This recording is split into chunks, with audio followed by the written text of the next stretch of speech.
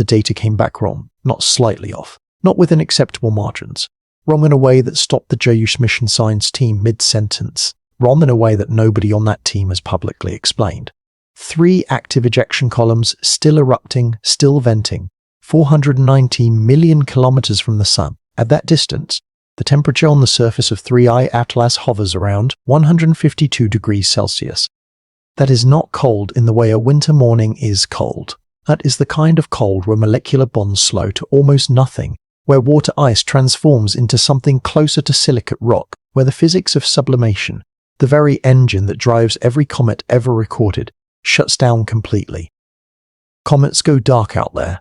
That is not opinion. That is the foundational rule of every cometary model ever published. 3I Atlas did not go dark. On March 3rd, at 1422 UTC, the JUICE spacecraft, currently en route to Jupiter, captured a high-resolution optical frame of 3I Atlas during a scheduled trajectory calibration window. What that frame showed sent the imaging team into an emergency data review that lasted 11 hours. 3 distinct plume structures, active, directional, geometrically precise. Nobody from ESA has explained why that is physically possible. We are now 12 days from March 16th. 12 days until this object reaches the boundary of Jupiter's magnetosphere, and in the last 96 hours 4 separate data threads have emerged that NASA and ESA have not commented on publicly. I've been tracking every one of them. This is what the silence is hiding. AT1, what we were told. Let me give you the official story first, because you need to understand exactly what they said, and exactly where it broke down. When 3I Atlas was first detected by the Asteroid Terrestrial Impact Last Alert System in late January, the initial characterization was straightforward. An interstellar object, high relative velocity, non-standard orbital inclination. Cometary comet detected at inner solar system distance. That coma, the hazy shell of gas and dust surrounding the nucleus, was visible, active, and consistent with solar heating driving volatile sublimation from the surface. The model made sense. The object was warming as it fell toward perihelion. It was venting. It was behaving, in other words, the way a comet from another star might reasonably be expected to behave. Exciting, certainly. Historic, without question, but scientifically interpretable. Then came the trajectory refinements. The first revised ephemeris, published February 7th, showed a slight deviation from the expected gravitational path, small enough that it was initially attributed to non-gravitational forces, outgassing pressure, acting as a weak thruster, which is a known and documented effect in cometary dynamics. The explanation was accepted. The model held. The second revision, published February 19th, showed a larger deviation.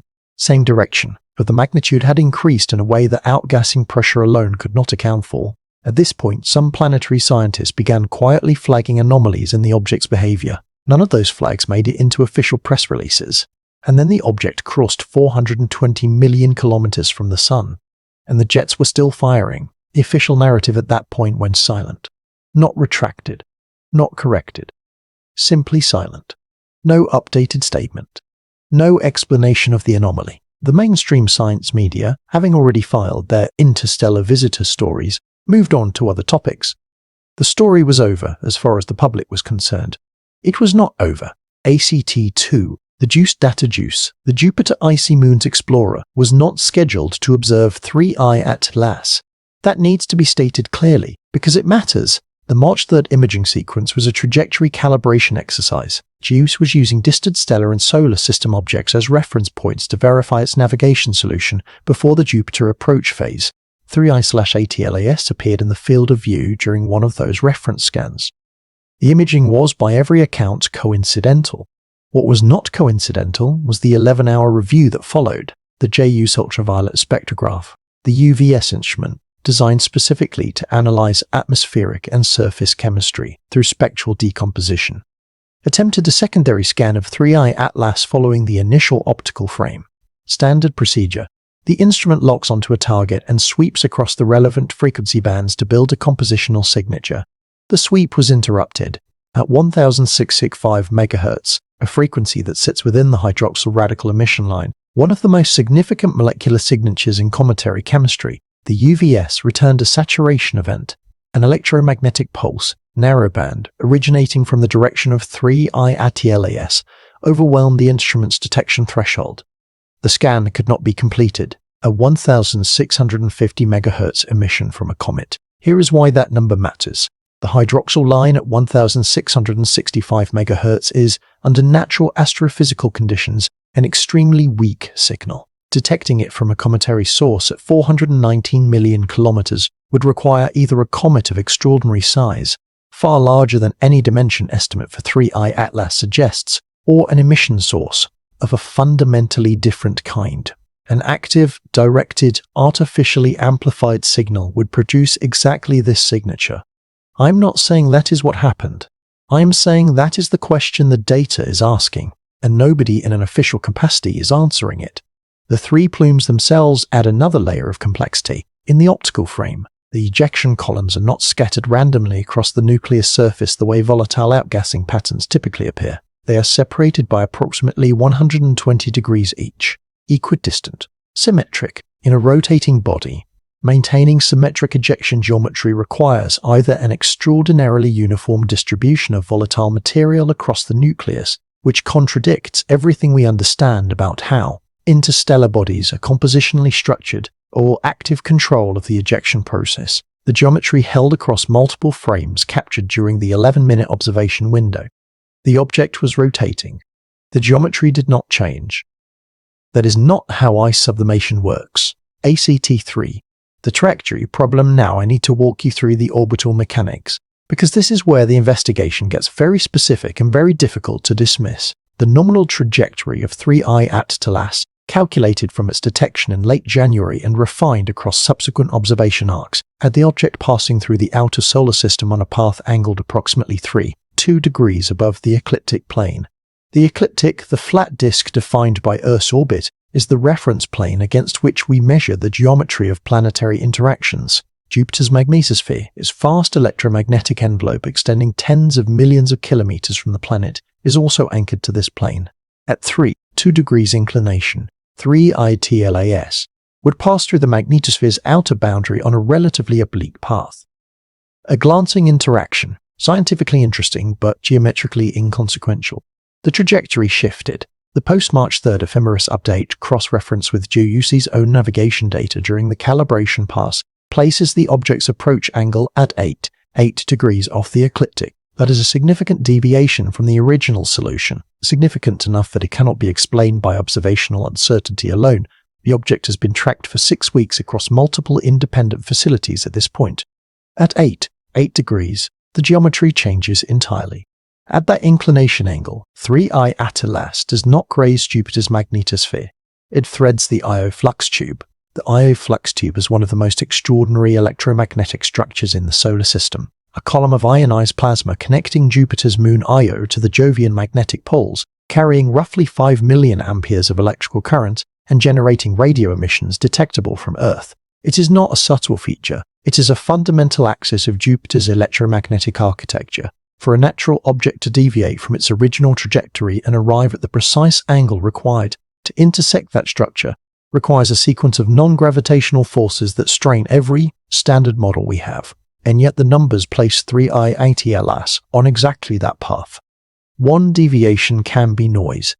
2 deviations form a pattern. 3 deviations in the same directional sense, each one moving the object closer to a geometrically meaningful target, is something that demands an explanation. The explanation has not been provided. ACT4. What the astabilization data reeve. There is a 4th data thread, and it may be the most telling of all. GEOUS carries attitude control and telemetry instrumentation designed to maintain spacecraft orientation with extreme precision during the March 3rd calibration window, as the spacecraft was using stellar references and solar system bodies to lock its navigation solution.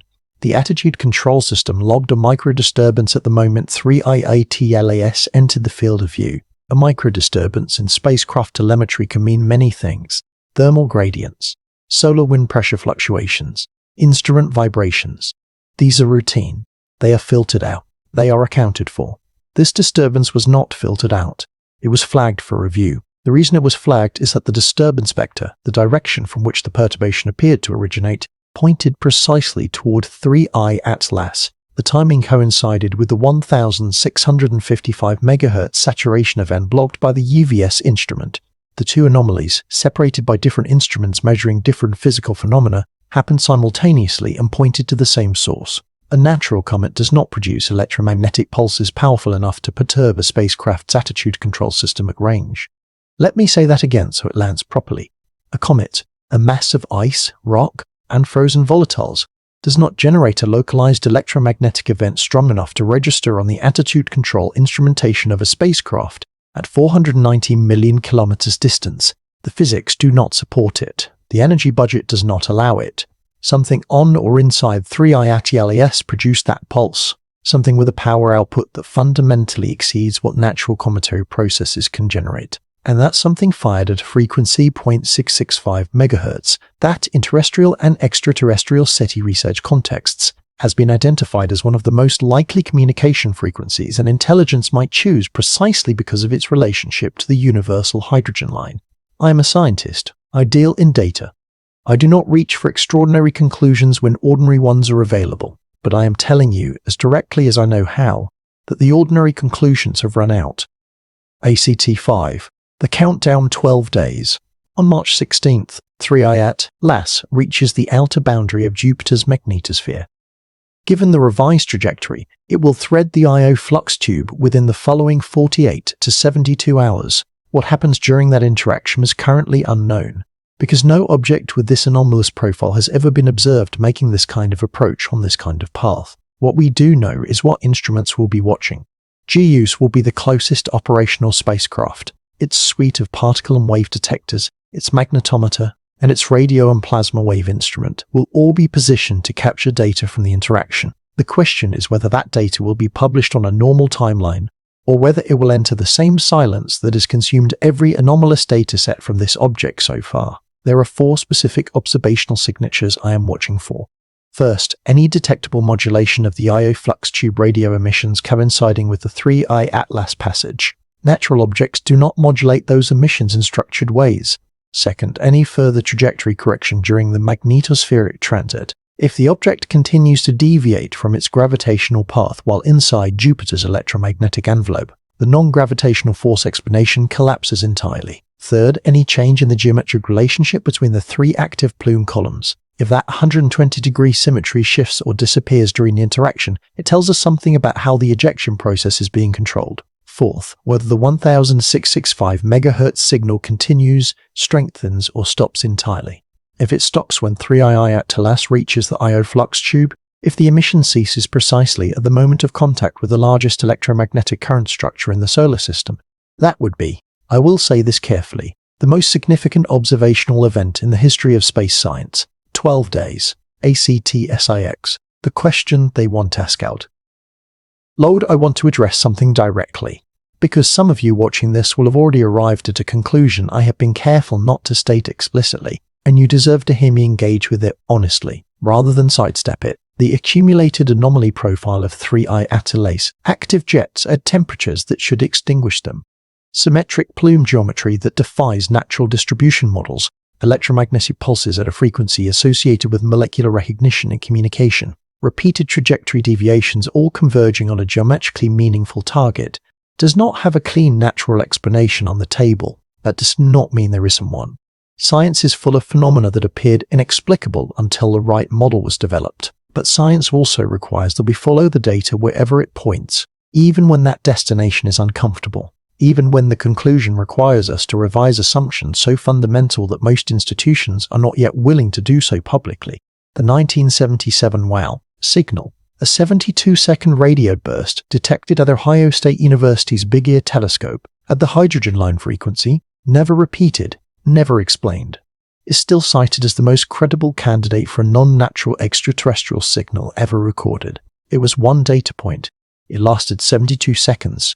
What GEOS recorded on March 3rd was not 72 seconds. It was a multi-instrument event, cross-correlated between optical imaging, UV spectroscopy, and attitude telemetry, from an object whose behavior across 6 weeks has been systematically inconsistent with every natural model applied to it. I am not telling you what 3i IATLAS is. I'm telling you that the data is accumulating in one direction, that the institutions responsible for explaining it have chosen silence over transparency, and that in 12 days we're going to find out whether that silence holds. because whatever 3i tell us is, it is not finished performing.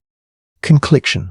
What you need to watch from here, watch the ESA JUICE telemetry portal. Any unscheduled instrument mode changes during the March 16th window will tell you something critical about what the spacecraft is encountering. Normal scheduled calibrations are logged in advance.